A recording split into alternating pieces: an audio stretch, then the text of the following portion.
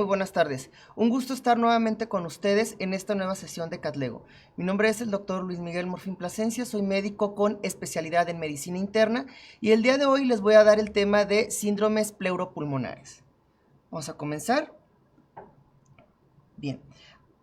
Antes de empezar con los casos clínicos y a explicar cada uno de los síndromes pleuropulmonares, es importante recordar algunas generalidades que nos van a ser de mucha utilidad para poder entender este tipo de patologías y este tipo de manifestaciones que principalmente se van a dar a la exploración física y que vamos a requerir de ciertos estudios, sobre todo radiográficos, para poder determinar el verdadero origen de estas alteraciones que encontramos en la exploración física. Entonces, vamos a recordar que de forma general, tenemos aquí una imagen que nos ilustra lo que es un tórax normal, donde podemos observar precisamente que está conformado por los dos pulmones, la tráquea, bronquios principales, bronquios segmentarios, tenemos las costillas, tenemos pleura tanto parietal como visceral y el espacio interpleural que en ciertas enfermedades pues va a estar afectado.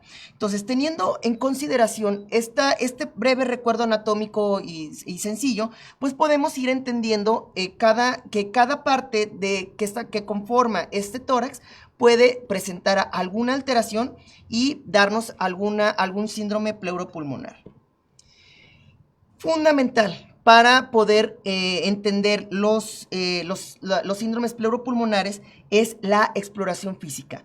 A través de nosotros realizar una adecuada exploración física y un buen interrogatorio por aparatos y sistemas también nos va a orientar hacia la etiología de algún síndrome pleuropulmonar que esté presentando nuestro paciente. De tal manera que vamos a contar con la inspección, que vamos a tener la inspección estática, en donde únicamente vamos a estar observando los movimientos respiratorios. Vamos a tener la inspección dinámica, en donde vamos a evaluar lo que es la ampliación y la amplexación, la palpación a través de la transmisión de las vibraciones vocales, la percusión, que nos va a dar diferentes sonidos dependiendo lo que contenga, en este caso, bueno, el pulmón afectado, puede ser desde matidez, hiperresonancia, que bueno, eso también lo vamos a ir comentando conforme se vaya dando la clase. Y también importante la auscultación. La auscultación nos va a dar ruidos que estén agregados a la patología que estemos sospechando. Por ejemplo, podamos tener estertores crepitantes, podemos tener sibilancias, podemos tener inclusive un soplo tubárico, pectoriloquia, egofonía. O sea, todo esto nos va a ir orientando hacia dónde pudiera estar el problema principal de nuestro paciente. Bien, esta tabla es muy importante que ustedes la tengan en mente. A lo largo de la plática vamos a ir describiendo cada una de los hallazgos que se van a presentar en los diferentes síndromes pleuropulmonares y las alteraciones que se presentan en las maniobras de exploración. Recordar únicamente que los síndromes pulmonares son aquellos que están conformados por condensación, atelectasia, y el de rarefacción, que aquí viene como cavitario. Hay que recordar que el síndrome de rarefacción se divide en localizado, que sería en este caso el cavitario, y el rarefacción ya propiamente dicho, que sería el generalizado, y los síndromes pleurales, que serían el derrame y el neumotórax. ¿Sí? Entonces, se fijan cómo aquí en cada punto de la tabla se van a presentar diferentes alteraciones a la exploración física que vamos a ir describiendo en cada parte de la sesión. También, fundamental, contar con un estudio radiográfico. Si bien lo que va a mandar siempre al momento de integrar un síndrome pleuropulmonar es una adecuada historia clínica y una exploración física adecuada, en muchas de las ocasiones vamos a tener que requerir de un estudio radiográfico complementario para poder ubicar si tenemos una tumoración, si tenemos datos de una neumonía, si tenemos, por ejemplo, una caverna tuberculosa, un derrame pleural o un neumotórax, para poder integrar mucho mejor nuestro diagnóstico. Dentro de los estudios radiográficos, el más básico, pues tenemos aquí una radiografía de tórax. Vemos, por ejemplo, en este caso, que es una radiografía póstero anterior de tórax con un corazón de tamaño normal, no presenta cardiomegalia. Vemos aquí el arco aórtico, vemos los arcos intercostales que están dentro de parámetros normales. ¿Sí? No se muestran fracturas. Es una placa bien tomada. Vemos que hay buena distancia entre el espacio en la articulación externo-clavicular, como lo podemos observar aquí. Vemos también que el parénquima pulmonar está en buenas condiciones. Vemos aquí también los bronquios y los vasos principales que van a salir de las arterias pulmonares. Y también aquí tenemos una radiografía lateral de tórax, en donde, bueno, aquí también podemos ver que es una radiografía completamente normal. Entonces, ya partiendo de estas generalidades, podemos ir entendiendo poco a poco cada uno de los síndromes pleuropulmonares. También importante destacar que en los estudios radiográficos, uno que nos va a ayudar también es la tomografía, que ya nos va a dar mayor claridad en cuanto a alguna patología en particular, y también, por ejemplo, en ocasiones podamos utilizar ya no propiamente tanto estudios radiográficos, sino estudios complementarios, como pudiera ser una broncoscopía o inclusive una videotoracoscopía para realizar toma de biopsia y mandar esa muestra a patología y que nos determine el origen de la misma. Bueno, entonces vamos a empezar con este primer caso clínico. Bien, dice, mujer de 60 años de edad, quien cuenta con antecedente de padecer diabetes mellitus tipo 2 de 15 años de evolución, en tratamiento actual con metformina e insulina glargina, con pésimo apego al tratamiento. Acude a valoración médica por presentar desde hace 24 horas un cuadro caracterizado por fiebre cuantificada hasta en 39 grados, acompañada de disnea y tos de aspecto amarillento. A la exploración física destaca disminución de los movimientos respiratorios, aumento de la transmisión de las vibraciones vocales y de los ruidos respiratorios, asociado a matidez en base pulmonar izquierda y estertores crepitantes en esa misma zona. Primera pregunta, de acuerdo a la descripción del caso clínico anterior, ¿cuál de las siguientes radiografías correspondería al diagnóstico de la paciente? Bien, les dejo un poco para que vuelvan a leer el caso clínico y ahorita pasamos a las radiografías y voy a estar leyendo sus respuestas y cualquier duda que tengan, cualquier pregunta, las vamos a ir contestando ahorita en vivo.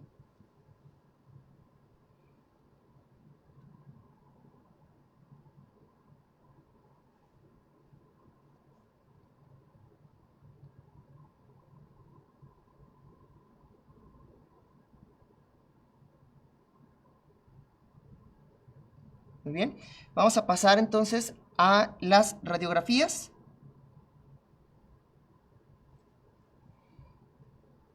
¿Cuál es la radiografía que correspondería al cuadro clínico de esta paciente?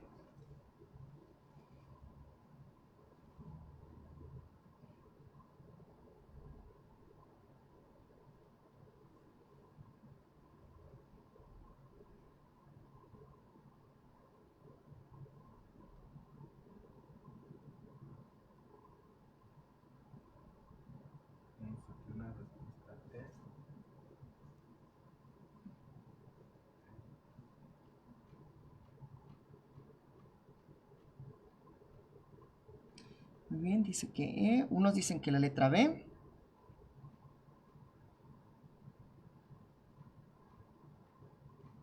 Muy bien. Noemí dice que la letra B. Daniel Olmos, letra B. Muy bien. Vamos a ver. Doctor Daniel Olmos, ¿por qué eligió la respuesta B?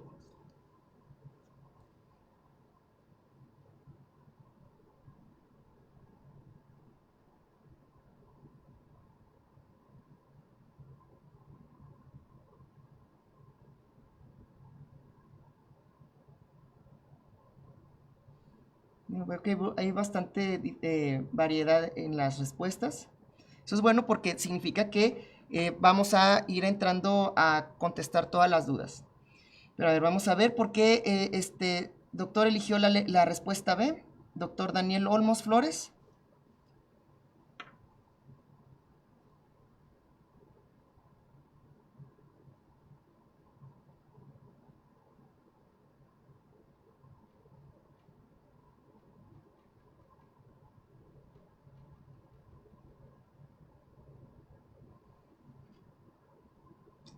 Bueno, parece que no está el doctor Daniel. Ok. Es una imagen con posible neumonía que muestra una condensación en base izquierda. Ah, ok. Muy bien. Ok, vamos a pasar entonces, ya vi que varios contestaron la primera pregunta. Vamos a pasar a la siguiente pregunta. Segunda pregunta, es el mismo caso clínico. ¿Cuál sería su diagnóstico clínico de acuerdo a lo presentado anteriormente?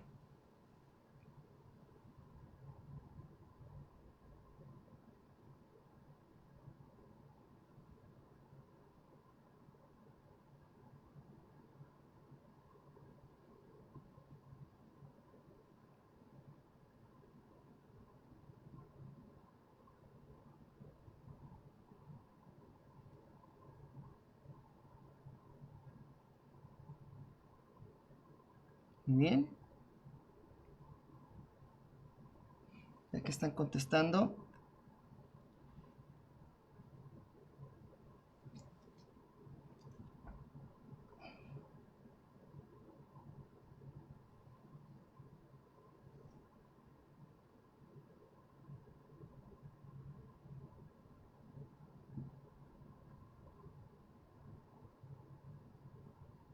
Muy bien. Es el que todos coincidieron en que es una neumonía. Bueno, clínicamente realmente se está comportando como una neumonía, entonces vamos a dar las respuestas a cada una de las preguntas que acabo de mostrar. Vamos a ver. En la primera pregunta tenemos, bueno, es un paciente con, que ya vemos que tiene disminución en los movimientos respiratorios, tenemos aumento en la transmisión de las vibraciones vocales, matidez en base pulmonar izquierda y estertores, en una paciente que tiene factores de riesgo para poderse infectar más fácilmente y adquirir una neumonía, como es la diabetes mellitus tipo 2, que tiene mal apego al tratamiento. Y bueno, y el cuadro clínico caracterizado por fiebre, tos y de aspecto amarillento y disnea, lo cual nos haría que la respuesta correcta sea la letra E. Vamos a ir viendo a lo largo de las sesiones, de las partes de la plática, cómo vamos a ir identificando cada una de los patrones radiográficos para que no les quede duda con respecto a si es un derrame, si es una telectasia, si es una consolidación como una neumonía. Aquí realmente, por ejemplo, vemos una consolidación perfectamente definida, lo cual correspondería precisamente con lo presentado con el cuadro de la paciente. En la letra C, por ejemplo, esta es una imagen característica de una atelectasia pulmonar. Ya cuando pasemos al síndrome de atelectasia vamos a ir describiendo con más detalle esto. Y en la letra B, esto correspondería a un derrame pleural. Si se fijan, un dato característico del derrame pleural es la curva de Damasceno, que es esta parte que vemos aquí. Es una curvatura de aspecto cóncavo que precisamente nos va a orientar hacia la etiología de derrame pleural, bueno, estamos ante un derrame pleural, y hay que recordar que se borran los ángulos costofrénicos y costodiafragmáticos en el derrame pleural. ¿Sí? Por ejemplo, correspondería más bien a un tipo de neumotórax, y esta correspondería a un enfisema pulmonar. Muy bien, entonces el diagnóstico sería una neumonía, ¿sí? Entonces, vamos a pasar a lo que es el síndrome de condensación pulmonar. Bien, para poder entender el síndrome de condensación pulmonar hay que clasificarlo de acuerdo a su temporalidad y de acuerdo a su naturaleza. Temporalidad, tenemos que hay síndromes de condensación pulmonar tanto agudos como crónicos. Y de naturaleza, cuando son puros, es decir, que únicamente está ubicado en el parénquima pulmonar y que tiene los datos en la exploración física característicos de una condensación, y que no se acompaña de ninguna otra patología o de algún otro signo a la exploración física, o inclusive signo radiológico agregado. Por ejemplo, que tuviera algún derrame, o que tuviera, por ejemplo, algún nivel hidroaéreo, o inclusive una cavitación que pudiera estar asociado también a un síndrome de condensación, que esto, bueno, ya al momento que hacemos la exploración nos pudiera un poco confundir si estamos ante uno que es puro o está asociado a algún otro hallazgo o alguna otra patología que esté también agregada en el paciente. Entonces, por eso tenemos que el que es puro y el que es asociado. Ahora, recordando nuestra tabla que mostré al principio, vamos a tener que el síndrome de condensación pulmonar se va a caracterizar que a la inspección estática vamos a tener disminución de los movimientos respiratorios. A la inspección dinámica van a disminuir la amplexión y la amplexación precisamente en la zona donde esté la condensación, o sea, si puede ser en base pulmonar izquierda o derecha, o puede inclusive afectar varios segmentos de un solo pulmón. A la palpación vamos a tener disminución también de del murmullo respiratorio, movimiento respiratorio y del aumento en la transmisión de las vibraciones vocales. Hay que recordar que en la transmisión de las vibraciones vocales, cuando estamos ante un proceso que tiene un líquido o que que en el pulmón es diferente a el aire que normalmente debería de tener, la transmisión de las vibraciones vocales va a mejorar, de tal manera que en este síndrome de condensación, pues precisamente vamos a tener mayor transmisión o mejor transmisión de las vibraciones vocales. Y a la percusión, en la zona que esté afectada, vamos a tener un sonido mate. A la auscultación también van a aumentar los ruidos respiratorios y la transmisión de las vibraciones vocales. Y se pueden agregar en ocasiones soplos de tipo tubárico, estertores roncantes o crepitantes y una pectoriloquia áfona. Aunque vamos a ver, ahorita que expliquemos algunas patologías asociadas al síndrome de condensación pulmonar, que estos soplos tubáricos, por ejemplo, estos soplos tubáricos o la pectoriloquia áfona, generalmente son síndromes de condensación que no son puros, sino que que son asociados a algún otro proceso patológico que nos esté dando estos ruidos agregados. ¿Sí? Entonces, vamos a continuar. En la radiografía, pues, ¿qué es lo que vamos a tener? Pues precisamente una consolidación, como es la que vemos aquí. Hay que recordar que es una radioopacidad, o sea, esto que se ve que tiene una característica radiográfica muy similar, por ejemplo, a lo que veríamos en el corazón. ¿Sí? Pero aquí sería una condensación y hay que recordar, bueno, que lo oscuro se le llamaría radiolucidez. Pero entonces esta condensación aquí nos orientaría hacia, por ejemplo, si estamos sospechando de una neumonía, pues que se trate de un foco neumónico. Ahora, el gran problema que viene con los síndromes de condensación, que es lo que sucedió al momento que se dio esta pregunta este primer caso clínico, es de que muchos se confundieron acerca de si estábamos ante hacia un derrame, una telectasia o una neumonía, de acuerdo a la explicación o a las diferentes opciones de radiografías que les había mostrado. Realmente la imagen va a ser muy similar, tanto si es una neumonía, bueno, una consolidación, una telectasia o un derrame. Pero, como les había dicho, la clínica y la historia, o sea, la exploración física y la historia clínica son lo que nos va a dar los principales características que nos van a orientar hacia el origen del problema. De tal manera que, por ejemplo, cuando sospechamos de una consolidación de un tipo de neumonía, por ejemplo, pues es como el caso que acabamos de ver, es una paciente que presentó fiebre, tos con expectoración, disnea, malestar general y que a la exploración física pues nos está arrojando que tiene estertores crepitantes. ¿Sí? Por ejemplo, cuando tenemos una telectasia, generalmente tenemos el antecedente de que el paciente, bueno, si es un niño, ingirió algún cuerpo extraño, o si, por ejemplo, es un paciente ya mayor de edad que tenga factores de riesgo para presentar un carcinoma bronquial, pues que haya una obstrucción de un bronquio principal y que eso nos esté dando una atelectasia. Ahora, característicamente las atelectasias hay que recordar que se va a retraer el mediastino hacia la zona donde está la afección. Si vemos aquí, por ejemplo, vemos que la tráquea está jalada hacia la zona donde está el problema principal. Entonces, esto, por ejemplo, esta imagen nos orientaría más a una telectasia más que a una consolidación o inclusive un derrame que tendría las características que serían, por ejemplo, el borramiento de los senos costofrénicos y costodiafragmáticos y la famosa línea de Damasceno.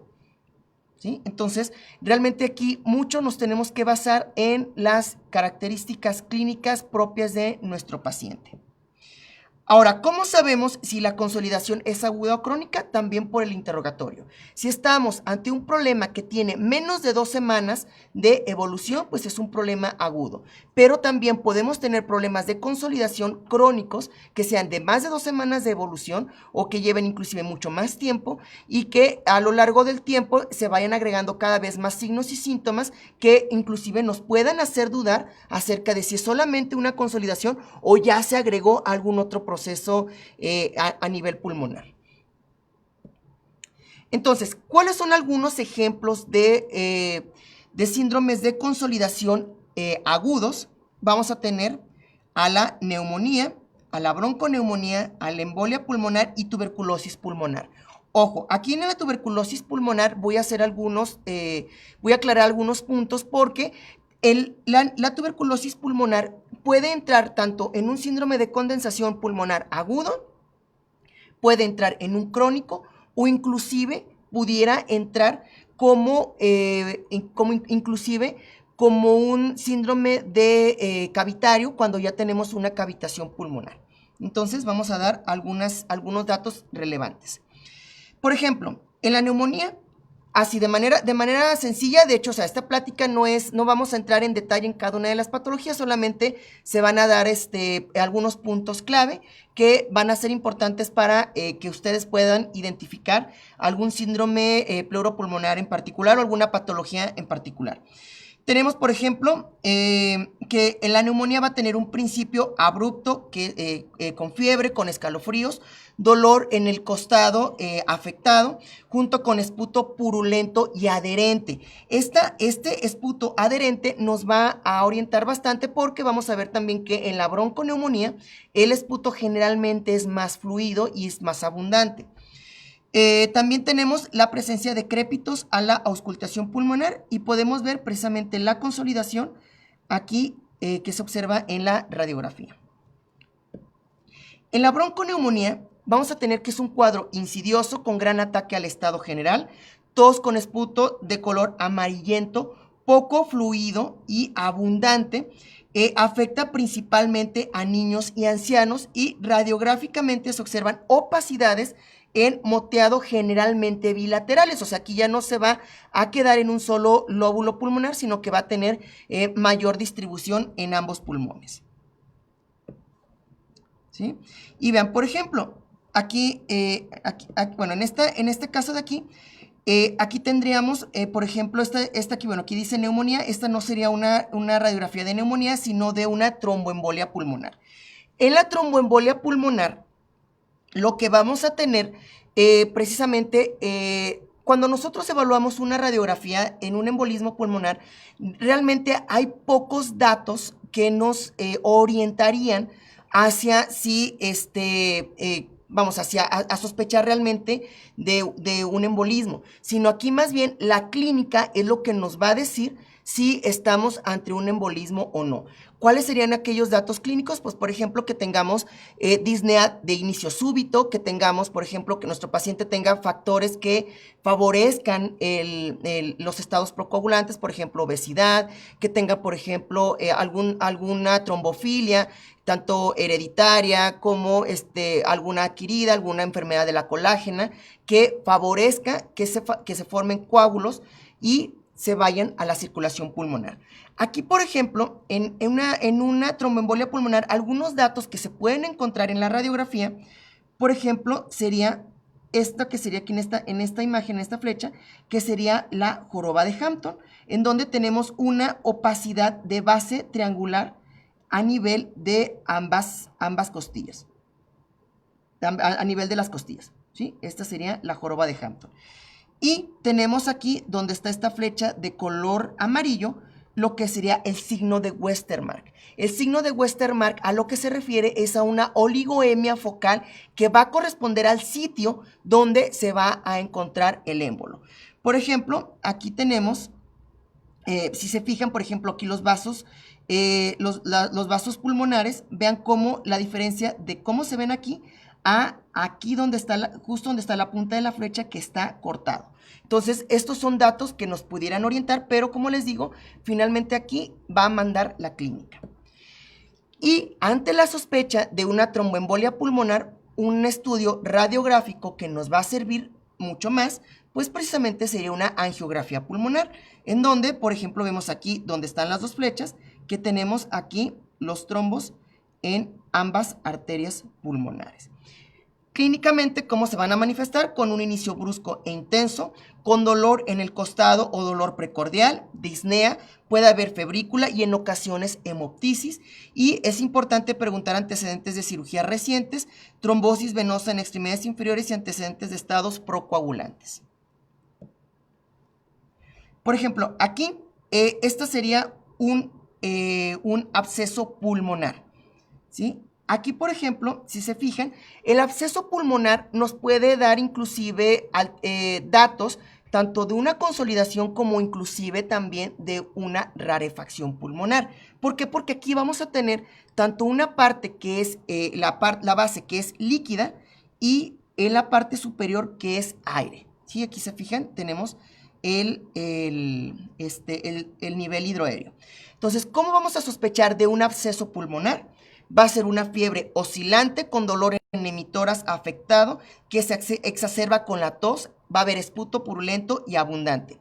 En la radiografía va a destacar una opacidad unilateral en base pulmonar con presencia de nivel hidroaéreo y se deben de preguntar también de antecedentes de cirugías en cavidad oral, presencia de caries dental, amígdalas infectadas, sinusitis infectadas o de alcoholismo intenso que haya llevado al paciente a pérdida del estado de conciencia, que inclusive haya favorecido una broncoaspiración. Y por último, tenemos aquí una neumonía gaseosa tuberculosa, en donde, como les había comentado, la tuberculosis nos puede entrar desde un síndrome de condensación pulmonar agudo, puede entrar en un crónico o inclusive también en un síndrome de rarefacción. Cuando hablamos de que la tuberculosis entra dentro de un síndrome de condensación agudo, sería porque estamos en la fase de neumonía, que correspondería principalmente a esta imagen que está aquí señalada, en donde van a tener los datos clínicos característicos de una neumonía. Aunque clínicamente vamos a tener un inicio insidioso con fiebre intermitente, tos seca, al principio, que después se puede hacer purulenta, acompañado en ocasiones de hemoptisis, ataque al estado general y ausencia de dolor en emitoras, cosa que, por ejemplo, no se presenta en las patologías que habíamos visto anteriormente. También es importante preguntar sobre el antecedente de exposición a personas con tuberculosis, que es el COMBE positivo, y realizar ya de manera, ya con fines diagnósticos, un VAR en esputo.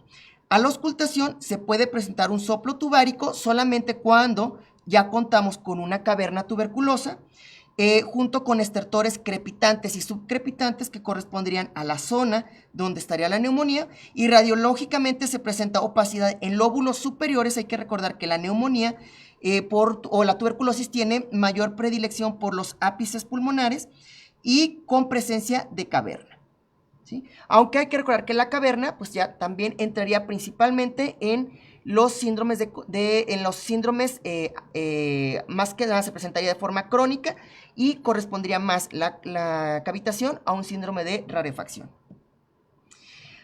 Ahora, la etiología de algunos de los síndromes de condensación pulmonar crónicos, vamos a tener a la micosis pulmonar, al cáncer pulmonar y a la neumoconiosis.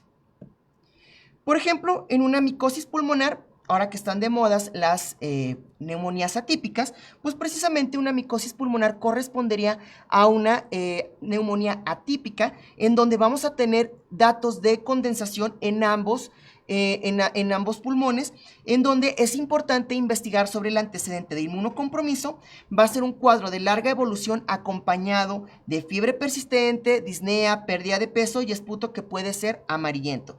Y para poder dar con el diagnóstico certero en estos casos, se necesitan pruebas serológicas, lavado bronquioalveolar para toma de muestras y cultivos, y en ocasiones puede ser necesaria la biopsia pulmonar cuando alguno de los estudios anteriores no nos arroja un diagnóstico certero. Por ejemplo, en el cáncer pulmonar, como vemos aquí, veamos esta condensación que se observa aquí en la radiografía. ¿Cómo sería el antecedente? Bueno, tendríamos pérdida de peso, esputo hemoptoico, dolor torácico por compresión, en donde podemos tener voz bitonal si ya hay afección de los nervios laringios, que puede, por ejemplo, esta radiografía correspondería más que nada a un tumor de Pancoast. También este cáncer pulmonar generalmente se da en pacientes mayores de 40 años con antecedentes de tabaquismo y generalmente no se van a asociar a estertores, pero va a tener las otras características de la exploración física de un síndrome de condensación, como la matidez, la disminución de la ampliación y la amplexación y la disminución de los movimientos respiratorios. Y para poder establecer el diagnóstico va a ser necesaria una broncoscopía, bueno, si está al alcance del broncoscopio para tomar una muestra de biopsia del tumor, o bien realizar una toracotomía exploratoria con toma de biopsia para mandarlo a patología. Y esta imagen correspondería a una neumoconiosis. Aquí, bueno, aquí viene como embolia pulmonar, pero es una neumoconiosis, en donde tendremos que tener el antecedente de exposición a trabajos en donde existe inhalación de polvos inorgánicos. Generalmente hay que recordar que cuando tenemos una neumoconiosis, pues es una evolución crónica, aunque también, bueno, sabemos que puede haber una evolución más rápida, pero generalmente tienen que pasar muchos años de exposición a polvos inorgánicos para que se dé este tipo de imágenes que estamos viendo aquí. Generalmente también la neumoconiosis, además de tener o de corresponder a un síndrome de condensación, puede también acompañarse de otros alteraciones, como también rarefacción, porque acuérdense que también hay mayor atrapamiento de aire y también puede haber combinación con el síndrome de condensación, o sea, ya sería una condensación asociada. Y también, bueno, vamos a tener disnea progresiva, pérdida de peso, y radiológicamente vamos a tener estos micro y macronódulos bilaterales. Muy bien, no sé si tengan alguna duda con respecto a este primer síndrome pleuropulmonar que corresponde a la condensación.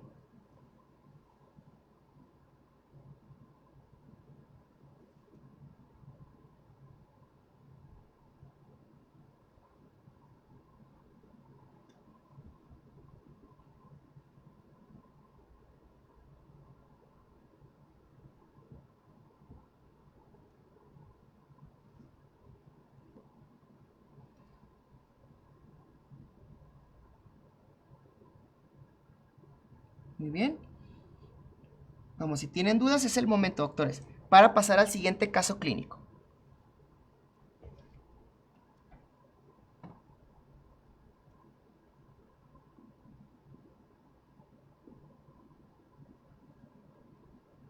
¿No? Parece que no, ¿verdad? ¿No hay preguntas?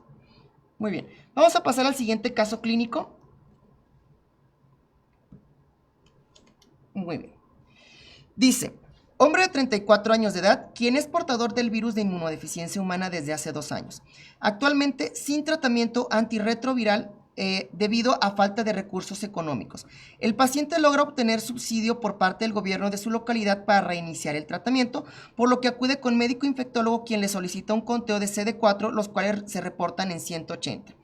El paciente menciona que desde hace aproximadamente un mes ha presentado pérdida de peso y tos productiva que en ocasiones es ligeramente purulenta y en ocasiones acompañada de sangre.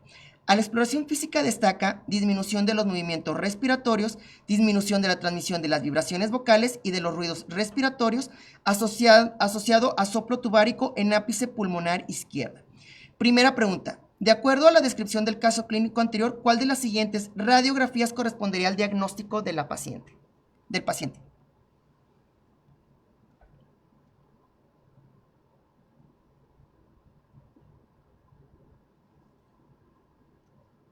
Ya están contestando que es tuberculosis.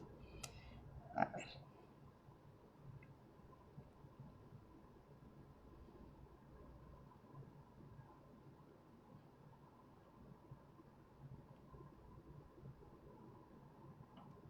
Muy bien, vamos a pasar a las radiografías. ¿Y cuál correspondería entonces a la enfermedad del paciente?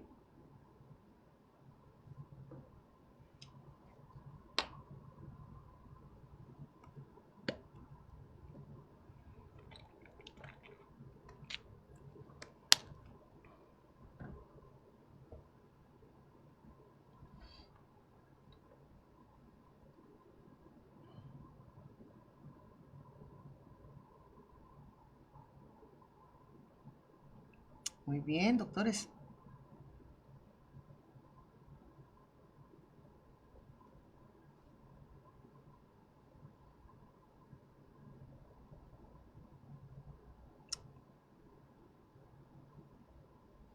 Perfecto.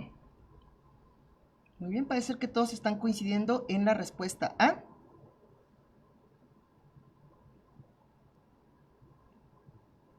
Y bien, la segunda pregunta, que ya la contestaron al principio, ¿cuál sería su diagnóstico clínico de acuerdo a lo presentado anteriormente?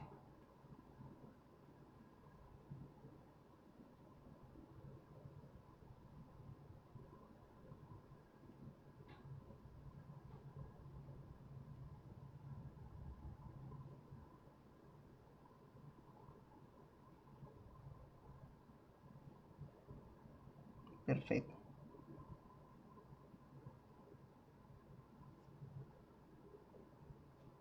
Perfecto. Muy bien. Dicen que tuberculosis pulmonar. Pues ya lo habían comentado al principio de la pregunta.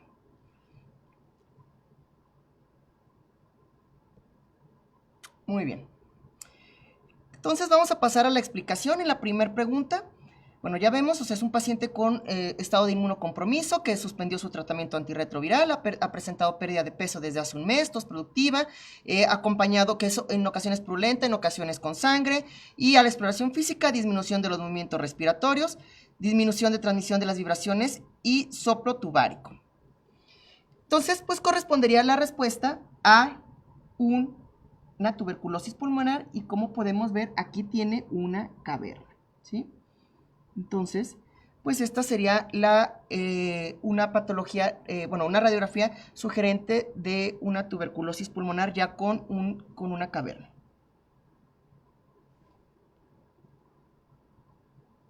Es izquierdo, de hecho aquí la cavitación, parecía de hecho también que tiene otra, pero aquí hay una muy evidente en el lado izquierdo, aquí también tiene, y de hecho también tiene otra en el lado derecho, ¿sí?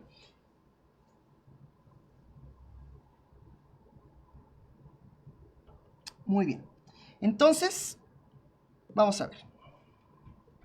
Entonces, el diagnóstico, pues ya habíamos comentado que es una tuberculosis pulmonar. Bien, ahora vamos a entrar a los síndromes de rarefacción pulmonar. Bien, entonces, la definición y clasificación. La definición es un estado de menor densidad del pulmón, ¿sí? En donde vamos a tener dos tipos, el circunscrito o de excavación, que correspondería, por ejemplo, a la caverna tuberculosa, o a un difuso o generalizado. Bien, en cuanto a vamos a ver que no existen peculiaridades en las vibraciones vocales ni en la sonoridad, pero los elementos característicos principalmente van a ser a la auscultación, en donde vamos a tener soplo cavitario, gorgoteo y pectoriloquia áfona. ¿Y a qué significan estos tres datos auscultatorios? Por ejemplo, un soplo cavitario se refiere a un soplo expiratorio de tono grave, que es un ruido similar al que se escucha cuando se sopla sobre la entrada de una botella que tiene un poco de agua, que da un sonido muy característico, como si tuviera un vacío. O sea, este soplo, pues principalmente lo vamos a ver en aquellas patologías que estén conformadas por una caverna o que tengan una cavidad. El gorgoteo van a ser estertores subcrepitantes de gruesas bulas, tanto expiratorios como inspiratorios, y va a ser el ruido muy similar a cuando tenemos un popote o una pajilla y estamos soplando en el interior de una botella y genera un burbujeo. Y la pectoriloquia áfona se refiere a la transmisión articulada de la voz cuando se habla en voz baja o cuchicheada, es decir, que vamos a tener una claridad cuando le pedimos al paciente que hable en tono más bajo y sin embargo, aunque él hable más bajo, nosotros podemos escuchar perfectamente lo que está diciendo. Entonces, estos son los datos auscultatorios principales. Ahora, en un síndrome cavitario, vamos a tener a la inspección disminución del movimiento respiratorio, a la inspección dinámica disminución en la amplexión y la amplexación, En la palpación vamos a tener disminución de la transmisión vocal, vamos a tener a la percusión una hiperclaridad localizada, que va a ser diferente a al síndrome de rarefacción difuso, donde vamos a tener una hipersonoridad que va a ser generalizada. Y a la auscultación vamos a tener también disminución de la transmisión de las vibraciones vocales, de los ruidos respiratorios y algunos de los datos auscultatorios que les acabo de mencionar. Ahora, aquí si se fijan, vamos a tener en cuanto a la transmisión de la vibración vocal, totalmente lo opuesto a lo que vimos en la condensación. En la condensación, la consolidación, que podía ser como por ejemplo una neumonía, favorecía la transmisión de la voz. En esta, como vamos a tener mayor cantidad de aire, pues precisamente la transmisión se va a hacer más lenta o va a ser menor esta transmisión del sonido. Por eso es que aquí va a cambiar con respecto a lo que vimos en condensación. Ahora, radiológicamente se manifiesta por una imagen de hiperclaridad circunscrita, cuando estamos hablando del síndrome de cavitación, de forma y tamaño y contornos que van a ser variables, acompañado de gas y o líquido en su interior, de tal manera que, por ejemplo, cuando hablamos de una caverna tuberculosa, pues únicamente va a contener aire. Pero si recordamos, en el síndrome de, por ejemplo, en un absceso pulmonar, vamos a tener tanto la parte de la condensación que va a estar en la base, como la parte de la rarefacción localizada, que va a contener aire en la parte superior. Aquí, por ejemplo, pues vemos aquí, este es un quiste pulmonar, ¿sí?, que lo vemos aquí perfectamente, tanto en la radiografía como en la tomografía.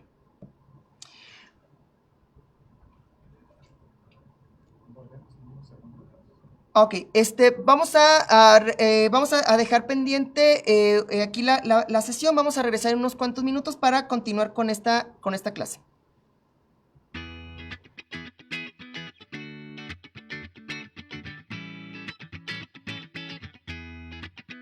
Hola doctor, doctora. Gracias por vernos. Queremos invitar al curso Los 50 Esenciales, en el que te ayudaremos a dominar los temas del ENARM y a conseguir tu sueño de ser especialista. Durante las 8 semanas de curso, formarás parte de nuestra metodología de estudio BIRMA-PC. Te acompañaremos con videos, resúmenes, mapas conceptuales, palabras clave, preguntas rápidas, contenido extra, simulacros. Imagínate tener la seguridad de que tendrás más de 200 preguntas correctas en tu examen. Mándanos mensaje después de esta transmisión para más información. Ser especialista es lo tuyo. Que pases el ENARM, lo nuestro.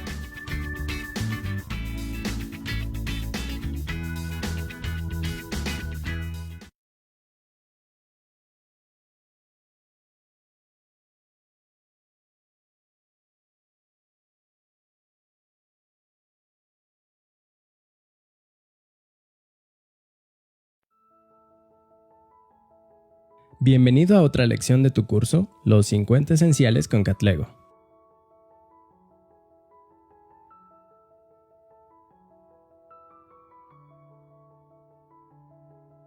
En esta ocasión revisaremos el tema de patología endometrial. La poliposis endometrial es causada por la pérdida del balance entre los niveles de estrógeno y progesterona y se relaciona con alta estimulación estrogénica. Los pólipos se desarrollan en sitios del endometrio con mayor expresión de receptores de estrógeno y disminución de los receptores de progesterona. Los factores de riesgo para desarrollar hiperlapsia endometrial son posmenopausia, edad mayor a 45 años, obesidad, nuliparidad, terapia hormonal sin progesterona, así como antecedente familiar de cáncer de endometrio o colon, diabetes y uso prolongado de tamoxifeno.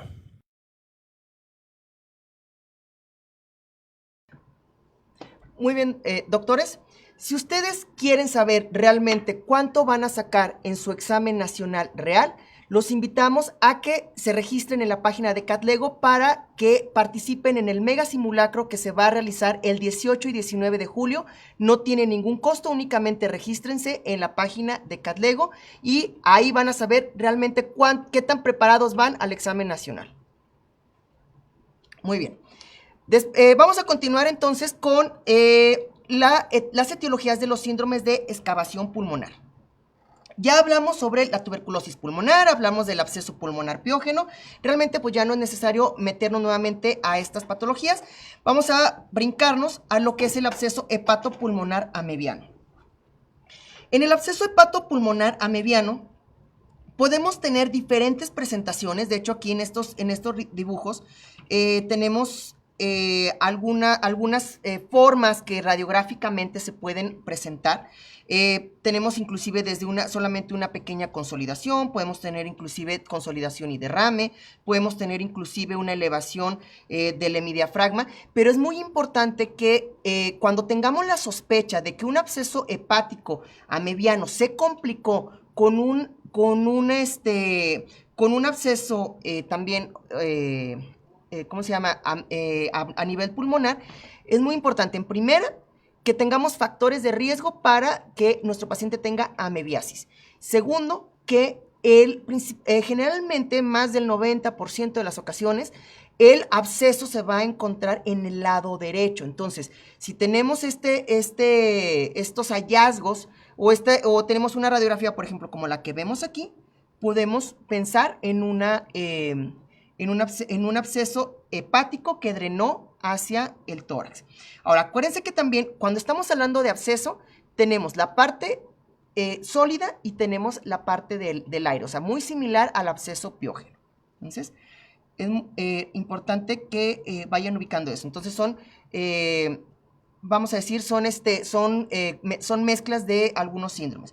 Aquí, por ejemplo, continuando con el absceso hepático amebiano, tenemos que clínicamente se va a manifestar como fiebre en agujas con dolor en costado derecho de tipo frénico, es decir, el dolor de tipo frénico es aquel que es irradiado al omóplato, al cuello y hombro del lado derecho, que es el lado que va a estar afectado, con gran ataque al estado general, pérdida de peso y hepatomegalia dolorosa. Cuando hacemos el drenaje de este absceso, pues vamos a ver la imagen que es un aspecto purulento, un líquido purulento de aspecto achocolatado. Y importante decir que en este tipo de líquido no vamos a encontrar a la amiba. De hecho, únicamente esto es la traducción de una destrucción del parénquima hepático que drenó hacia el tórax, pero no vamos a encontrar a la entamoeba histolítica. Ahora, en los quistes pulmonares, vemos aquí que son zonas que tienen únicamente aire.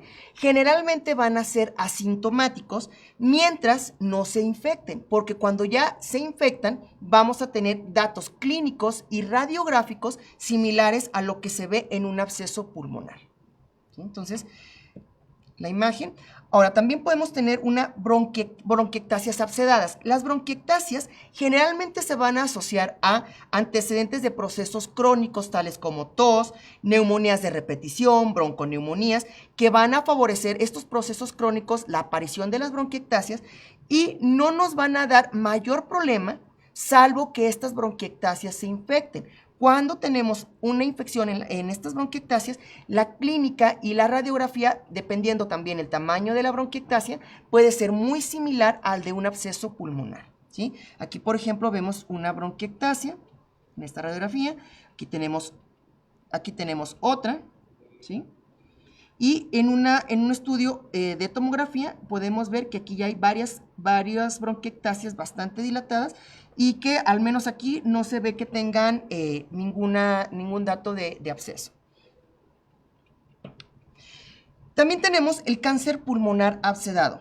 También generalmente van a ser procesos en donde el paciente va a cursar asintomático con respecto a que el absceso tenga algún dato pero que el cáncer tenga algún dato de infección. O sea, el paciente va a cursar con la sintomatología característica de un cáncer pulmonar, pérdida de peso, hemoptisis, dolor en el hemitórax afectado. O sea, puede afectar inclusive algunos otros órganos vecinos, etcétera. Pero solamente cuando se infecta y genera un absceso, la clínica va a ser también muy similar al de un absceso pulmonar. Una micosis pulmonar también aquí va a ser un cuadro o la sintomatología muy similar a una tuberculosis, es decir, generalmente son procesos crónicos con aparición insidiosa, fiebre que puede ser intermitente, pérdida de peso y que también está asociado a un antecedente de inmunosupresión. Dependiendo la etiología, muchas de las ocasiones la misma micosis pulmonar va a buscar o va a generar trayectos fistulosos que van a drenar hacia el exterior para, o sea, si también la localización está en una parte periférica del pulmón, se generan estas fístulas para que haya un drenaje de estos abscesos que se generan por la micosis. Ahora, cuando ya pasamos a la parte del síndrome de rarefacción difuso, vamos a tener una distensión permanente del parénquima pulmonar con atrapamiento de aire y de ruptura de las paredes alveolares.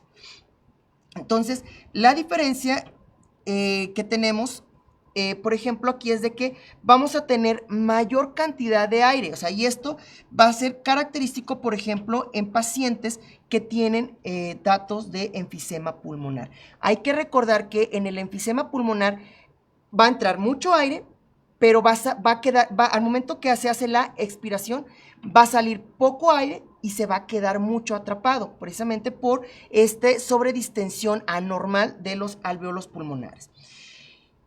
¿Cómo van a ser la característica clínica de estos pacientes? Van a ser pacientes disneicos, con disnea de tipo expiratorio, cianosis en los labios, varicosidades lineales rojizas o cianótica en las alas de la nariz y en los carrillos, y van a tener un cuello generalmente corto, con ingurgitación yugular y tórax ensanchado. Ahora, ¿cómo vamos a ver a la exploración física un síndrome de rarefacción generalizada?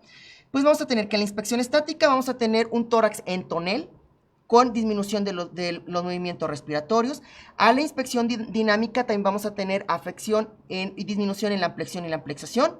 En la palpación vamos a tener disminución de la transmisión de las vibraciones vocales, porque acuérdense que vamos a tener mayor cantidad de aire. A la percusión vamos a tener hipersonoridad y a la auscultación también vamos a tener disminución de la transmisión de la vibración vocal y disminución de los ruidos respiratorios, y pueden presentarse en ocasiones algunos estertores que pueden ser subcrepitantes generalmente. Ahora, algunas etiologías del síndrome de rarefacción difuso o enfisema pulmonar, vamos a tener lo principal, el tabaquismo, aunque también podemos tener este síndrome por deficiencia de la enzima alfa-1 antitripsina, proceso broncopulmonar crónico como un asma descontrolada, exposición a contaminación ambiental, etc. Ahora, ¿cómo va a presentarse una radiografía habitual en un paciente con enfisema? Primero vamos a tener que va a haber una horizontalización de los arcos costales con un aplanamiento de las cúpulas diafragmáticas y de los ángulos costofrénico y costodiafragmático que se van a hacer rectos o obtusos, y este alargamiento anormal del tórax va a provocar que el corazón adquiera un aspecto de gota. Entonces, bueno, eso va a ser, y vamos a tener mayor claridad en ambos campos pulmonares, que va a corresponder al aumento en la cantidad de aire. Por ejemplo, cuando tenemos una deficiencia de alfa-1 antitripsina, vean que, por ejemplo, esta sobredistensión anormal de los alvéolos por esta deficiencia de esta enzima va a provocar que se provoquen grandes imágenes que semejan quistes, como por ejemplo los podemos ver aquí, pero esto va a ser un cuadro que también va a ser crónico. Generalmente también se asocia a afección a nivel del parénquima pulmonar, y acuérdense que vamos a tener dos patrones de genéticos, que puede ser un heterocigoto o homocigoto, y el mayor o el más grave va a ser el homocigoto. Y recordar que la alfa-1 antitripsina, cuando tenemos esta deficiencia, la elastasa de los neutrófilos va a aumentar su acción y va a destruir las paredes alveolares.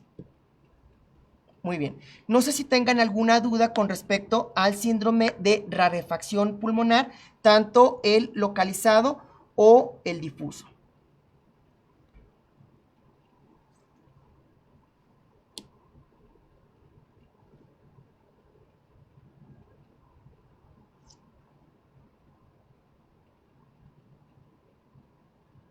¿Duda? Por el momento no hay preguntas, ¿no? Ok, muy bien, vamos a continuar entonces con el siguiente caso clínico. Dice, hombre de 62 años de edad, el cual es conocido fumador desde la edad de 16 años a razón de una cajetilla por día, realizando dicha actividad hasta el día de hoy. Acude a valoración médica porque desde hace 3 meses nota disnea que comenzó de forma súbita y se exacerba principalmente con el esfuerzo, pero que ha evolucionado hasta presentarse inclusive con el reposo. Además de presentar ligero dolor en hemitórax izquierdo, niega fiebre o alguna otra sintomatología. El médico decide realizarle una radiografía de tórax obteniéndose la siguiente imagen. Primera pregunta, ¿cuál sería su diagnóstico clínico de acuerdo a lo presentado anteriormente? Contesta la doctora Yari Vargas, inciso A. Neumonía, vamos a ver.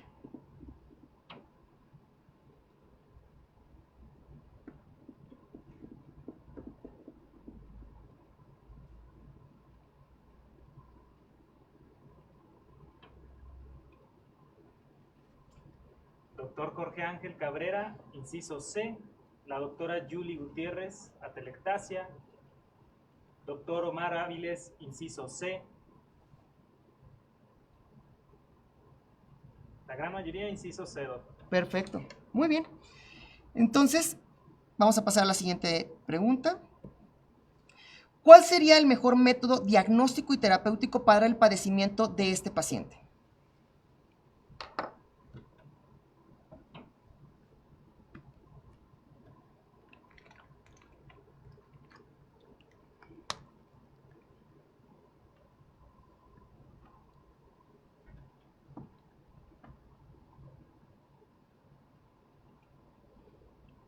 Muy bien, dicen que...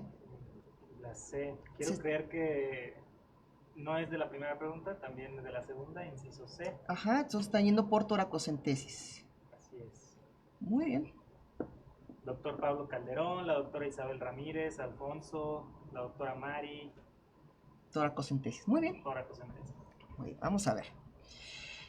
La respuesta correcta a la primera pregunta sería un síndrome de atelectasia. Bien, aquí qué datos nos están orientando hacia qué es un síndrome de atelectasia. Primero, es un hombre de 62 años, fumador ya de larga evolución y que ha presentado desde hace 3 meses disnea que se ha ido incrementando a lo largo de los días, que ya inclusive se presenta en el reposo y presenta dolor en hemitórax izquierdo sin agregarse ninguna otra sintomatología. Aquí con este antecedente del tabaquismo intenso nos pudiera orientar hacia una patología de tipo neoplásico. Y si estamos sospechando que ha habido disnea progresiva, que antes al menos no lo refiere, que lo presentaba antes de esos 3 meses y que ya se fue presentando y es cada vez más notorio, y con esta radiografía pudiéramos pensar que se obstruyó alguno de los bronquios principales generando una atelectasia como la que estamos viendo. Además, hay que recordar que en el síndrome de atelectasia, el mediastino se jala hacia el lado afectado. Y bien, la segunda pregunta, ¿cuál sería el mejor método diagnóstico y terapéutico para el padecimiento de este paciente?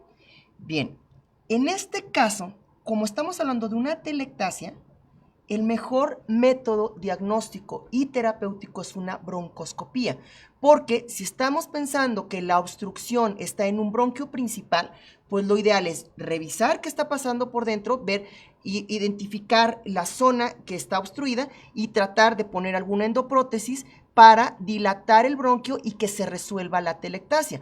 Esto mismo pasaría, por ejemplo, si fuera el caso de un niño que de forma accidental ingirió un cuerpo extraño y se fue a un bronquio principal, pues necesitamos hacer una broncoscopía para extraer este cuerpo extraño, ¿sí? Muchos habían comentado que la toracocentesis, pero pues no, realmente en este caso no nos ayudaría. Comenta la doctora Andrea. Ajá. En esa radiografía hay retracción de la tráquea hacia el lado afectado. Sí. Aquí está, digo, a lo mejor no se ve, no está notorio porque, pero sí, claro que sí está aquí aquí va el apuntador. Vean, por ejemplo, hacia dónde se jala la tráquea. ¿Sí? Digo, hay imágenes mucho más notorias, pero sí, claro que sí se alcanza a ver que está retraído. Creo que puede ser de segundo. A ver, vamos a ver. Ah, mira. Sí, pero sí se alcanza a ver, o sea, sí está un poquito más retraída la tráquea. Uh-huh.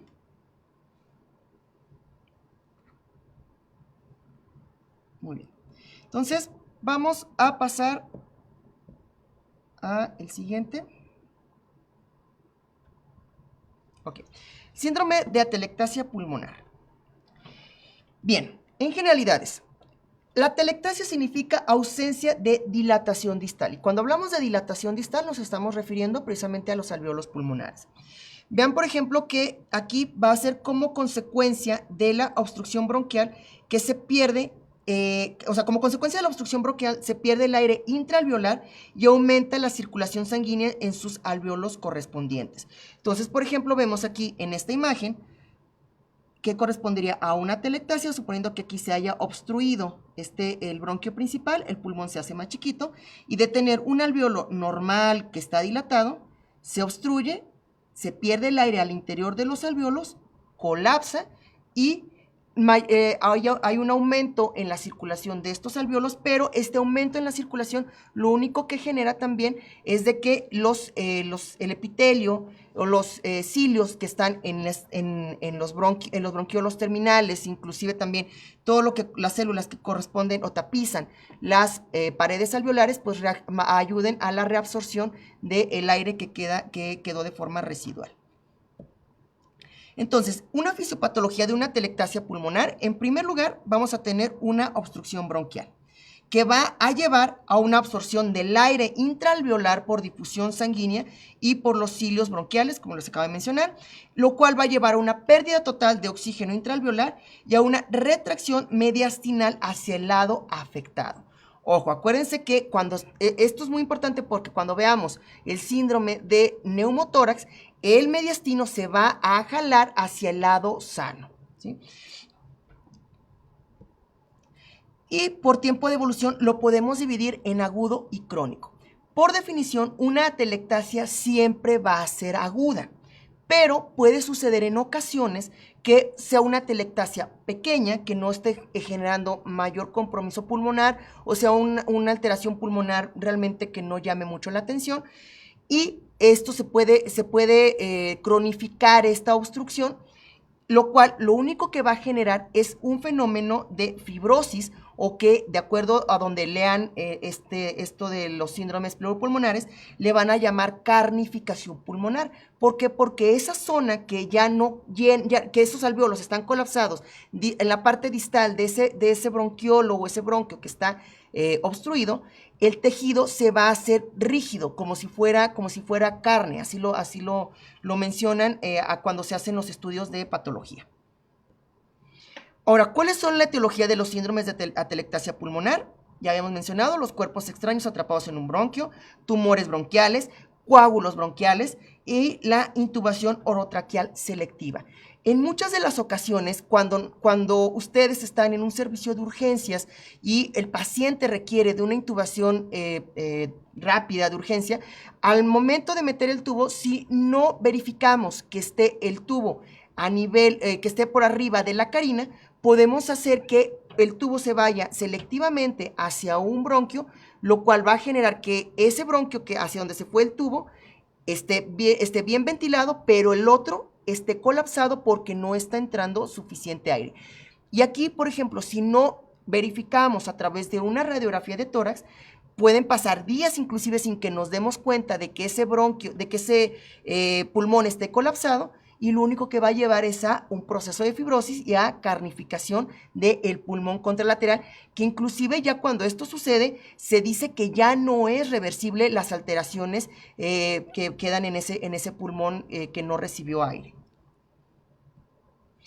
Y bien, ahora, ¿cómo vamos a encontrar el síndrome de atelectasia? Aquí estamos en este de atelectasia. En el de atelectasia vamos a tener en la inspección estática disminución del movimiento respiratorio, vamos a tener disminución en la ampliación y amplexación en el hemitórax afectado, va a haber disminución de los movimientos respiratorios y transmisión de las vibraciones vocales a la palpación. Acuérdense que también aquí vamos a tener mayor, va a haber un colapso, entonces vamos a tener también cierta disminución en el aire que vamos a tener normalmente en los alvéolos. Podemos tener a la percusión una percusión mate o submate, y a la auscultación disminución de la transmisión de las vibraciones vocales. Pregunta la doctora Tania Santos. Ajá. ¿Cuál es la localización más frecuente bronquialmente? ¿Dónde se aloja un cuerpo extraño en niños? ¿Derecho o izquierdo? Realmente, pues ahora sí que ahí no hay una predilección por algún bronquio. O sea, si es un cuerpo extraño que obstruye de manera accidental algún bronquio, realmente no hay una regla que diga si se va a ir hacia el lado izquierdo o hacia el lado derecho. O sea, realmente aquí tenemos que tener más la sospecha clínica. ¿Y cómo va a ser, por ejemplo, en niños pequeños? Pues que sean niños que empiecen con disnea, que tengan datos de cianosis peribucal, cianosis periférica, y que haya sido de inicio súbito, y que sobre todo sean niños que no puedan expresarse, no tengan la capacidad todavía de hablar o de emitir palabras, y que jueguen con aquellos objetos que sean pequeños y que los pueda ingerir de forma accidental. O sea, realmente aquí es más por sospecha.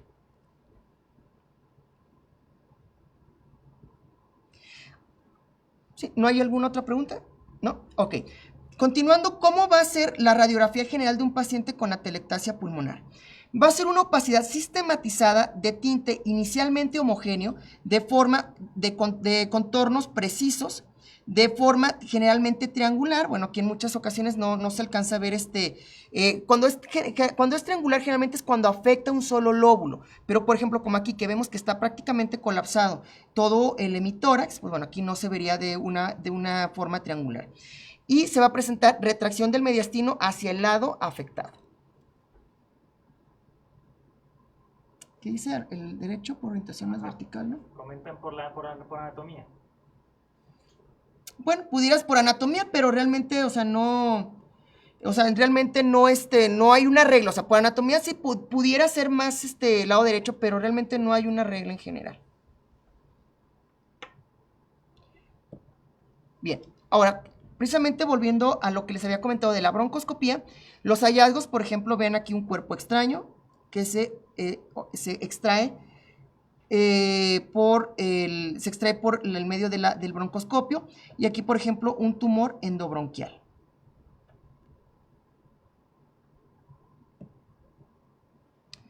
Bien, no sé si hay alguna otra duda. ¿No? Ok, vamos a continuar con el siguiente caso clínico.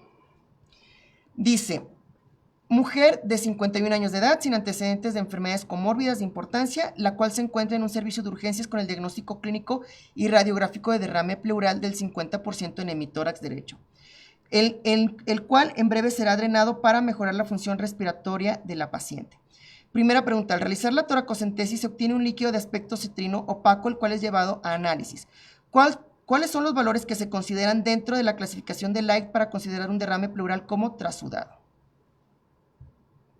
Hay una pregunta del doctor Alex Rivera del caso anterior. Dice, ¿cuál es el tratamiento?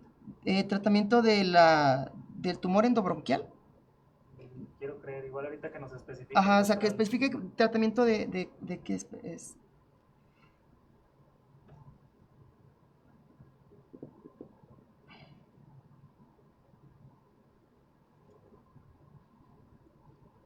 Nos comenta el doctor Moreno, inciso D. Y hay una pregunta del doctor Emanuel Ángel Verdugo. En el caso de la intubación selectiva, ¿no se podría ver reflejado en oxigenometría? Realmente sí, o sea, sí se puede sospechar, pero realmente más que la oximetría, lo que te va a ayudar siempre es la auscultación. O sea, si tú realmente no estás escuchando que haya transmisión del aire hacia un pulmón, que precisamente que es el que esté atelectasiado, pues ahí ya dirías, bueno, creo que este paciente tiene el tubo endotraqueal, se fue hacia el lado contrario, y lo corroborarías con una radiografía, pero sí, la oximetría te puede ayudar. De hecho, la oximetría realmente donde más te ayuda cuando hablamos de intubación es cuando intubaste no la vía aérea, sino intubaste la vía esofágica. Entonces, ahí sí nos ayudaría mucho más la oximetría. Y todos contestan inciso D, de dedo. Ok. Al final También contestan inciso B de Beto, el doctor Eduardo, el doctor Daniel y el doctor Omar. Ok, bien. La siguiente, ¿cuál de los siguientes grupos de patología se consideran como causa de trasudado pleural?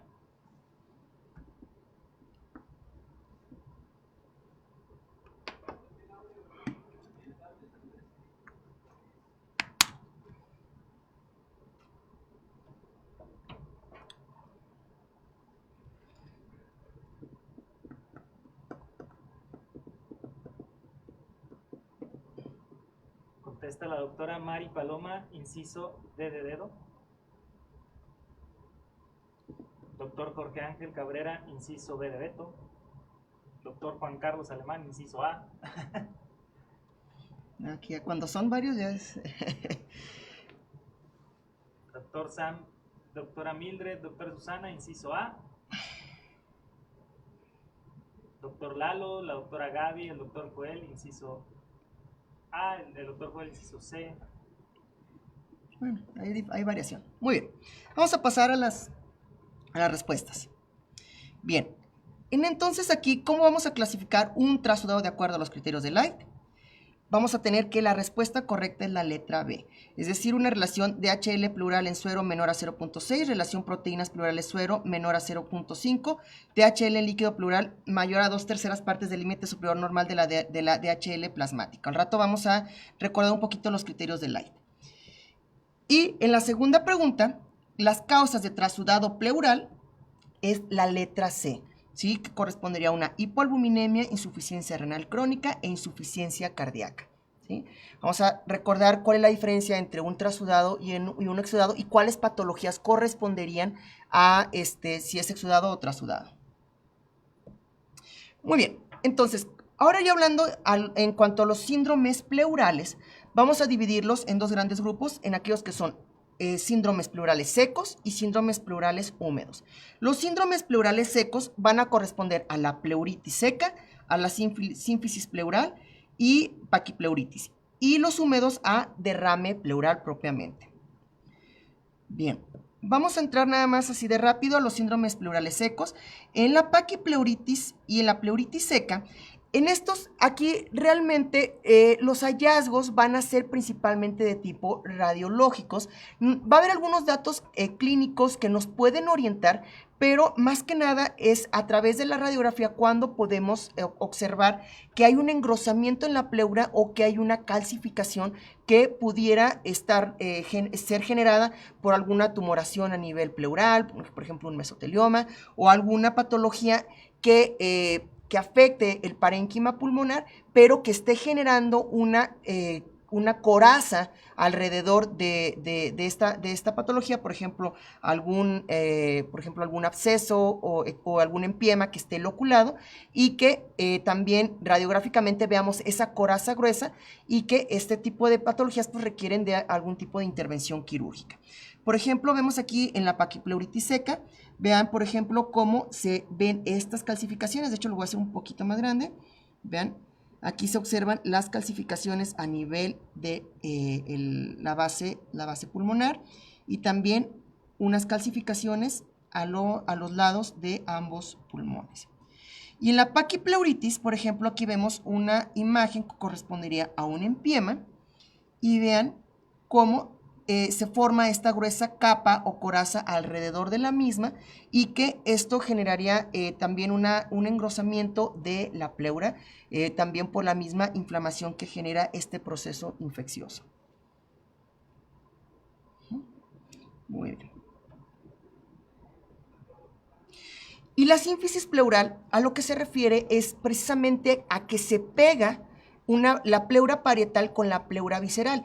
Esto generalmente lo vamos a ver en aquellos casos donde se tuvo que realizar algún procedimiento, un procedimiento terapéutico para pegar ambas hojas pleurales, por ejemplo, cuando se hace infiltración de talco o de algún otro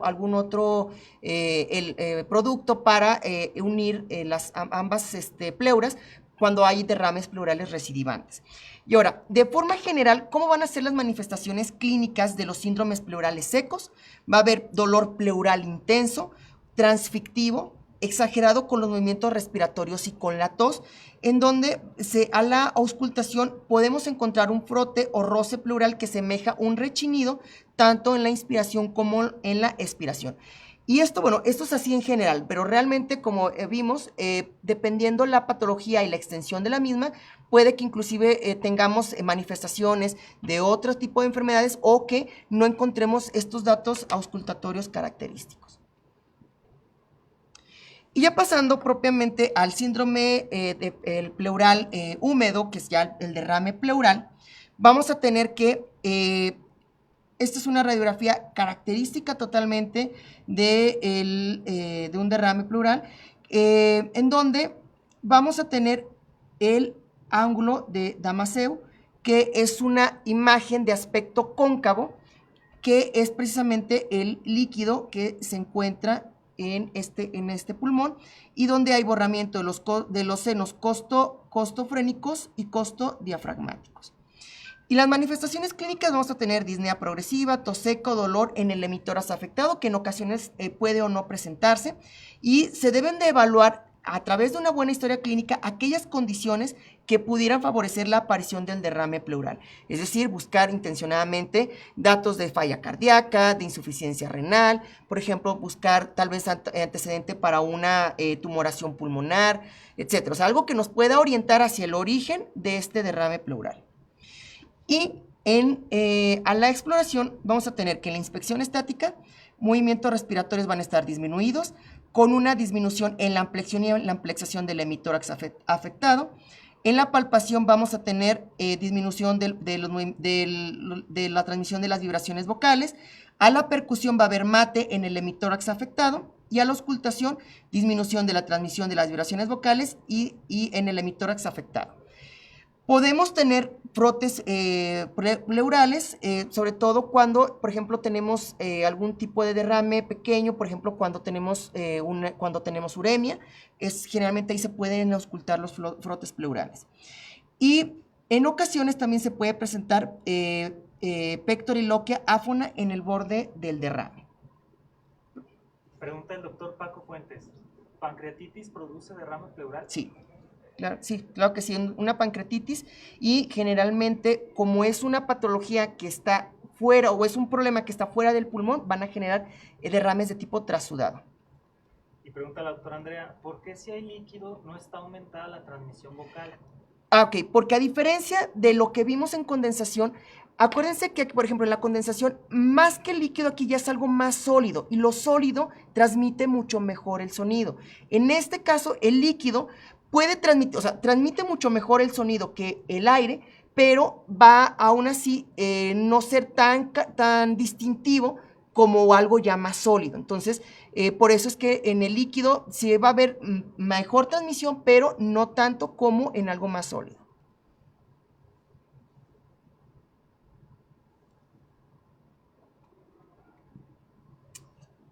Bueno, entonces, vamos a tener una opacidad homogénea de tinte semejante al cardíaco, de localización basal con llenado de los senos costofrénico y cardiofrénico, con límite superior cóncavo, y puede haber desviación del mediastino hacia el lado sano, dependiendo la cantidad de líquido. En ocasiones, si son derrames pleurales pequeños, pues no va a haber una desviación. Generalmente, cuando se presenta es cuando son derrames pleurales mayores al 50 o inclusive al 80%. Y es fundamental el estudio de la característica del líquido para establecer su etiología y tratamiento. También podemos ver que pueden coexistir un derrame pleural en conjunto con aire en el mismo sitio, y a esta línea de delimitación entre el líquido y el aire es lo que le llaman línea de Pitres. Y ahora, para también entender mucho de la patología o el por qué se desarrollan los síndromes, el derrame pleural, es importante recordar la ley de Starling. La ley de Starling no es otra cosa más que el equilibrio que debe de existir tanto en el extremo arteriolar, el extremo venoso y el espacio intersticial, que correspondería precisamente a este espacio pleural, en donde el líquido va a tener una cierta distribución normal que va a pasar del extremo arteriolar al venoso, en donde va a depender de la presión hidrostática, la presión oncótica, la presión del líquido intersticial y también la osmolaridad que se presente en ese momento en los vasos sanguíneos.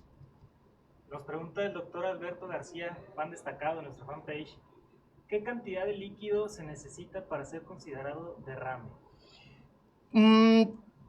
Más bien, el derrame lo vas a ver con una radiografía. O sea, si tienes una radiografía y ves líquido, o sea, es un derrame. En cuanto a la característica, en cuanto a la cantidad, para que sea más visible, sería aproximadamente de 150 mililitros, ¿sí? Pero, o sea, realmente el que tú veas agua, pues, bueno, o que veas una densidad que semeje a líquido, pues, bueno, pues ya estamos hablando de derrame. Pero pueden ser derrames tan pequeños que apenas afecten nada más, por ejemplo, el ángulo costofrénico, por ejemplo. Pero ya cuando tenemos más de 150 mililitros, es cuando ya se empieza a ver ya más las características más evidentes de un derrame pleural. Entonces, en esta ley de Starling, debe de existir este equilibrio de estas cuatro fuerzas para que todo esté en equilibrio. Pero cuando hay una alteración, por ejemplo, que se pierda una presión oncótica, como por ejemplo en un síndrome nefrótico, en una cirrosis hepática, o por ejemplo, en una desnutrición, esta hipoalbuminemia lo que va a generar es de que el líquido, por aumento de la presión hidrostática, salga hacia el espacio pleural. Pero, por ejemplo, podemos tener una presión oncótica bien, pero podemos tener mayor presión hidrostática, por ejemplo, como en una insuficiencia cardíaca, por ejemplo, en una pancreatitis, podemos tener, por ejemplo, mayor salida por ejemplo, en una insuficiencia renal crónica, etc. Entonces, todo esto tiene que estar en perfecto equilibrio para que no se desarrolle un derrame pleural. Y aquí algunas causas de derrame, tanto exudativo como transudativo. Únicamente recordar que el exudativo se va a referir a aquellas patologías que están localizadas en el pulmón, ¿sí? Aquellas patologías que estén por fuera del pulmón y que nos generen derrame pleural serán transudados. Por ejemplo, insuficiencia cardíaca, pericarditis, cirrosis, hipoalbuminemia, hiperhidratación, insuficiencia renal, síndrome nefrótico, diálisis peritoneal, etc. Y los criterios de Light para lo que es un trasudado. Aquí vemos, por ejemplo, la relación de la DHL pleural contra el suero menor a 0.6, las proteínas de la pleura con el suero menor a 0.5 y va a ser menor a 2/3 del límite superior normal de la DHL sérica cuando estamos hablando de líquido pleural. ¿Por qué una pancreatitis podría provocarme derrame? Porque acuérdense que la pancreatitis es una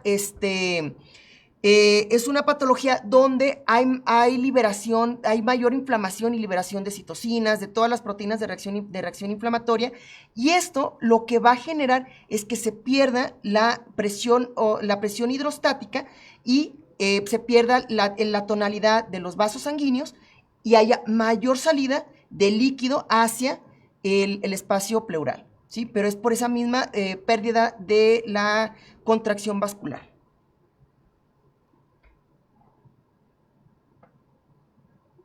¿Sí? No sé si quedó claro. Y por pérdida de líquido al tercer espacio también, o sea, son diferentes, caminos que finalmente llevan a un derrame pleural. ¿Sí? Ok. Bien, vamos a continuar ya con nuestro último caso clínico. Dice, es un hombre de 31 años de edad, el cual sufre accidente automovilístico. ¿Un mesotelio puede causar derrame? Claro que sí, puede ser es un derrame que estaría localizado, generalmente sea de tipo exudativo, ¿sí? Porque precisamente esta neoplasia va a generar mayor acúmulo de proteínas en el líquido pleural. Dice, bueno, hombre de 31 años de edad, el cual sufre accidente automovilístico tipo volcadura, es atendido a los pocos minutos por paramédicos, quienes lo llevan al hospital más cercano al lugar. A su llegada, el paciente se encuentra con Glasgow de 13 puntos, con adecuado llenado capilar. No se evidencian datos de sangrado activo, solo refiere ligera dificultad para respirar.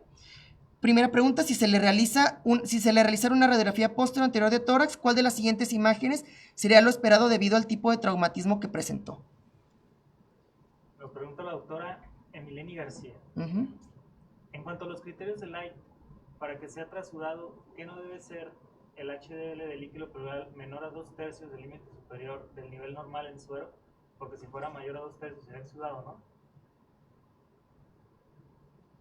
Dice, para que sea trasudado, que no debe ser el DHL de líquido pleural menor al 2/3 del límite superior. Ok. Ah, tienes razón. Sí, sí, es verdad. En el trasudado, DHL líquido pleural menor a 2/3 del límite superior del normal, pero sí lo mencioné, de hecho, creo que sí está. ¿Voy a regresarme tantito? Sí, sí está.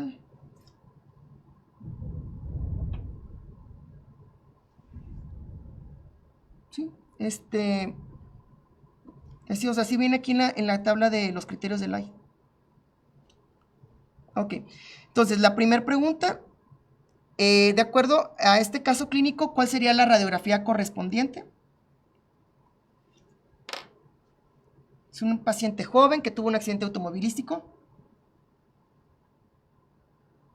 Dice, es que estaba mal la respuesta de la pregunta. Bueno, a lo mejor ahí hubo algún error en la pregunta. A lo mejor sí es cierto, a lo mejor en la pregunta inicial estaba mal la respuesta. Ok. Ujú. Una disculpa, error de nosotros en la presentación. Ok. Lo estábamos poniendo a prueba, doctores. Bueno, están poniendo atención. Bueno, entonces aquí en este caso,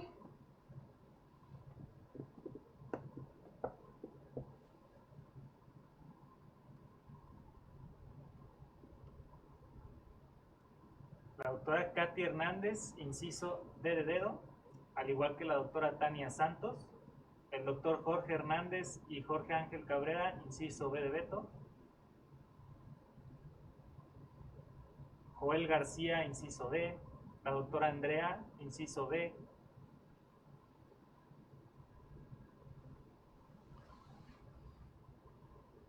B.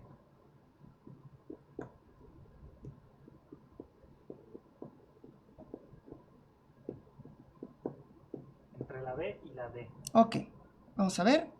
Segunda pregunta, de acuerdo a los hallazgos radiográficos, ¿cuál sería el tratamiento para resolver este caso?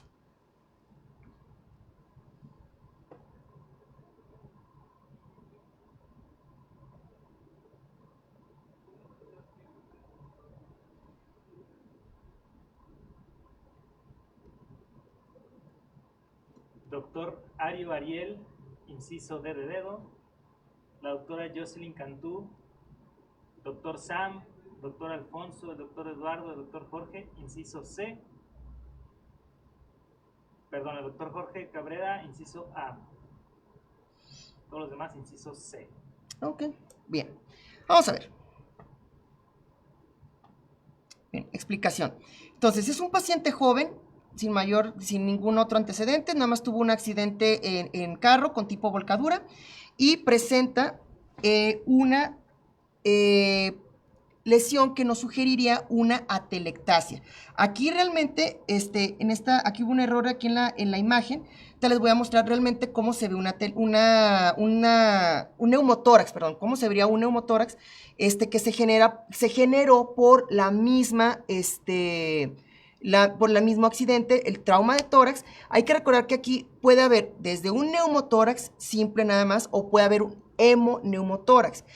¿Cómo vamos a saber si estamos ante un hemoneumotórax? Pues bueno, el paciente, o nos diría el caso clínico, que el paciente presenta hipotensión, presenta alteración del estado de conciencia, precisamente por la pérdida de sangre hacia el hemitórax. Y acuérdense que también a la exploración tendríamos matidez por la acumulación de sangre. Pero generalmente cuando tenemos únicamente el neumotórax, no tenemos alteración en la presión arterial, a menos que fuera un neumotórax a tensión. ¿Sí? Y cuando estamos hablando de un neumotórax, el tratamiento sería precisamente una colocación de tubo endopleural para poder drenar el aire que se acaba de acumular. Inclusive también si fuera un hemoneumotórax, también necesitamos la colocación de un tubo endopleural. Algo que nos puede ayudar bastante como dato característico es de que exista enfisema subcutáneo en la zona donde existió el traumatismo. O sea, si estamos hablando del hemitórax izquierdo, si en esa zona hay enfisema subcutáneo, seguramente va a haber neumotórax en esa zona. Entonces, vamos a tener que en el neumotórax se va a caracterizar por una opacidad homogénea de tinte semejante al cardíaco, de localización basal. Aquí no. Perdón, aquí hubo un error también en esta. Generalmente cuando estamos hablando del neumotórax, el pulmón va a estar colapsado y va a tener una imagen, vamos a ponerla acá, en donde, por ejemplo, se va a delimitar el pulmón. ¿Sí? Aquí, por ejemplo, vemos el pulmón colapsado y toda esta parte va a estar llena de aire, que va a corresponder precisamente a el aire que está entrando hacia el espacio interpleural y lo está llenando y está colapsando cada vez más al pulmón. Esto, acuérdense que radiográficamente el mediastino se va a jalar hacia el lado sano. Aquí, por ejemplo, si se alcanzan a fijar, por ejemplo, vean cómo la tráquea ligeramente se alcanza a desviar hacia el lado sano, ¿sí?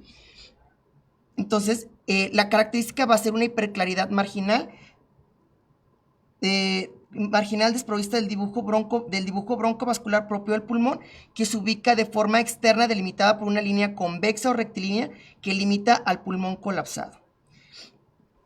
Comenta el doctor Daniel Ramos, no me quedó claro el diagnóstico del último caso.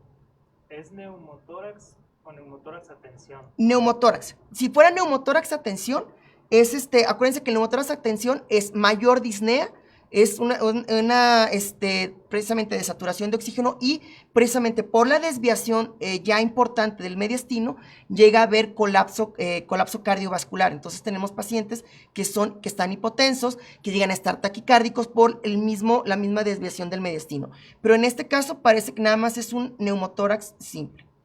Comenta la doctora Katy Hernández. Doctor, entonces, ¿cuál imagen radiográfica fue la correcta? Lo que pasa es que hubo ahí un error. La imagen correcta en realidad sería como esta, ¿sí? Esta que acabo de mostrarles, por eso me brinqué, para que vieran cuál es la imagen correcta. Realmente ahí hubo un error porque en la letra E debía de estar esta imagen, pero al momento de corregirla o de editarla, se puso la imagen de una condensación. Pero lo ideal, la imagen correcta sería una como esta, que este es un neumotórax. Aquí vemos, por ejemplo, el pulmón y el espacio interpleural lleno de aire. ¿Sí? Y bueno, nada más voy a regresarme tantito hacia aquí en cómo va a ser la exploración de un neumotórax. Inspección estática, disminución de los movimientos respiratorios en la dinámica, disminución de ampliación y ampliación en hemitórax afectado, palpación, aumento en la transmisión de la vibración vocal, disminución en el movimiento respiratorio, en la percusión hipersonoridad en hemitórax afectado y en la auscultación, disminución de la transmisión de las vibraciones vocales en hemitórax afectado. De hecho, aquí en la palpación, más que nada sería disminución, o sea, en la palpación va a haber un aumento en la transmisión de la voz solamente en la parte donde esté el parénquima pulmonar colapsado. Pero en la parte donde está el aire va a haber una disminución de la transmisión de la vibración de la voz, ¿sí? Porque acuérdense que es aire, entonces el aire de alguna forma impide una adecuada transmisión de la voz. Y puede existir un soplo de tipo anfórico, aunque no es lo más habitual. Y la etiología del neumotórax puede ser traumático, espontáneo o iatrogénico por algún procedimiento, por ejemplo, la colocación de un catéter venoso central. Y pues con esto terminamos. No sé si tengan alguna duda o pregunta. Disculpen los errores ahí que hubo al final, pero pues no sé si ahorita tengan alguna pregunta que hacer para contestarla ahorita en vivo. Sí, nos quedamos con ustedes unos 2-3 minutitos para leerlos.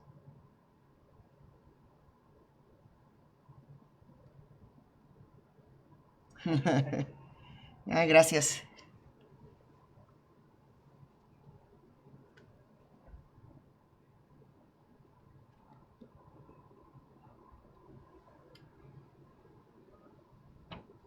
Muy bien. Ah, ok. Dice, Tania, ¿puedes repetir lo de la transmisión de la voz? Ok, facilísimo. Transmisión de la voz. Lo que te lo va a disminuir es el aire. De ahí tú te vas hacia el aire, el líquido y lo sólido. Entonces, en el neumotórax, como tú vas a tener una parte que es un pulmón colapsado y otra parte que vas a tener aire que en el espacio pleural, en donde está el pulmón, la transmisión de la voz va a estar aumentada o va a estar normal. ¿Por qué? Porque es el pulmón que está ahí colapsado. Pero en la parte donde tienes aire no vas a escuchar o no va a ser adecuada la transmisión de la vibración de la voz. ¿Por qué? Porque es más aire y pues no te va a permitir. Acuérdate, de lo que menos permite a lo que más permite, el aire, o sea, la transmisión del aire, lo líquido, lo sólido.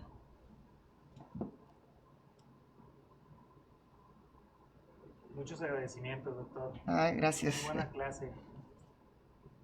Comenta el doctor Jorge Ángel Cabrera, ¿el manejo de entrada del neumotórax es con sonda endopleural?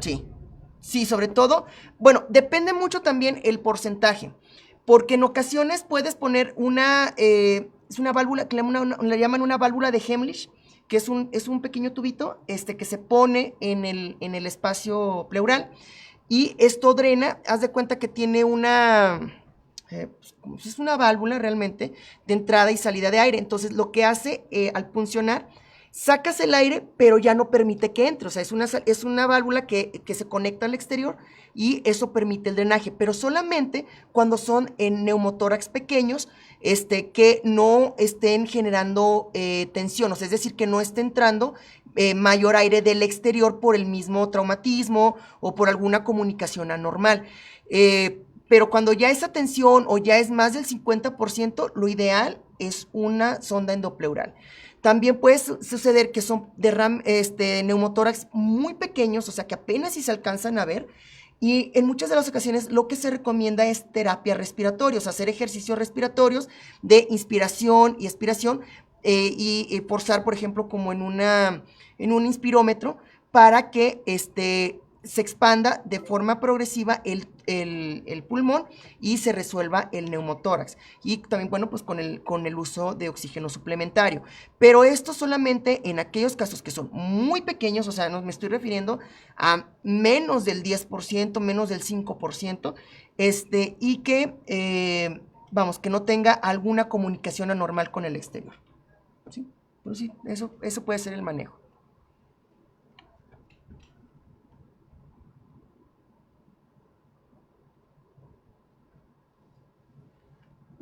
El doctor Pablo Calderón pregunta, ¿por qué en el último caso el tratamiento fue tubo endopleural y se descarta la toracocentesis? Porque ahí, por ejemplo, cuando estamos hablando de neumotórax, toracocentesis, acuérdate que es drenaje de líquido, ¿sí? Entonces, para drenar aire, la toracocentesis te puede ayudar, pero realmente no vas a tener la misma efectividad que algo ya más definitivo. Por ejemplo, acuérdate, cuando haces una toracocentesis, o sea, picas, puncionas en el espacio intercostal y lo que haces es que conectas la aguja con una manguerita para que esté drenando el líquido. Pero eso, digamos que al momento que haces esto, puede salir aire, pero acuérdate que finalmente estás dejando una comunicación entre el exterior y el interior del tórax. Entonces, ¿qué es lo que va a pasar? Que va a salir aire, pero va a estarse metiendo porque estás precisamente dejando esta comunicación, pues, ahora sí, anormal entre el exterior y el tórax. Si, por ejemplo, como lo que les comenté de la válvula de Heimlich, colocas el tubo, la aguja, colocas la valvulita y esta válvula precisamente sí se va a comunicar con el exterior, pero va a tener una válvula que va a colapsar al momento que sale el aire del tórax. Entonces, lo que va a hacer es que no va a permitir que el aire del exterior entre hacia el interior. Por eso es que se descarta la toracocentesis. El doctor Oniel Colrod, ¿en un neumotórax atención está indicado la toracocentesis? No. Y el doctor Juan, doctor, ¿qué pasa con la circulación menor en esos casos? ¿Qué? A ver, otra vez. ¿Cómo? ¿Qué pasa con la circulación menor en esos casos? ¿Cómo que con la circulación menor? No, o sea, digo, no entendí la pregunta de la circulación menor.